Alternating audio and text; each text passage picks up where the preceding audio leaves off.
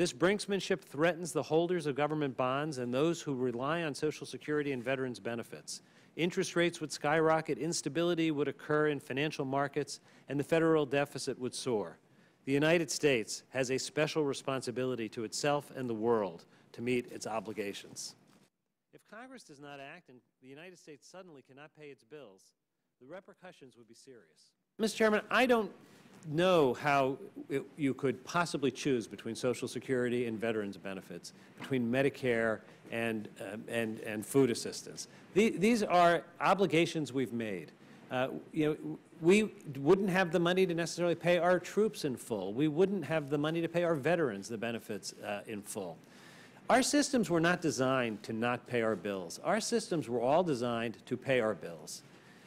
The legal issues are many. I do not know how you could make the decisions. I do not think the legal authorities are clear at all, and I do not think the administrative process would permit the system to work. We write roughly 80 million checks a month. The systems are automated to pay because for 224 years the policy of Congress and every president has been we pay our bills.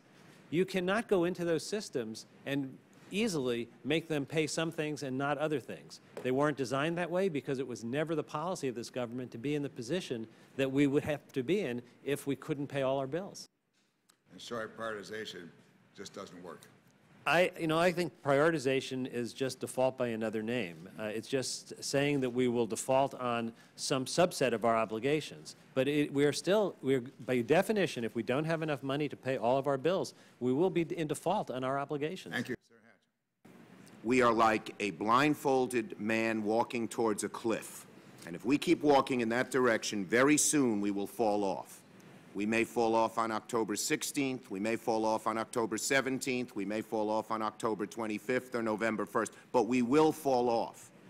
And the most interesting part, the most important point about this is we don't know which day we will fall off. The markets are somewhat mystical. They could even a day or two before October 17th come to the view the U.S. is going to default, anticipate that.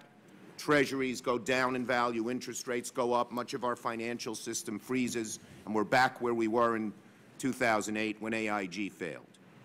It is impossible to predict with accuracy.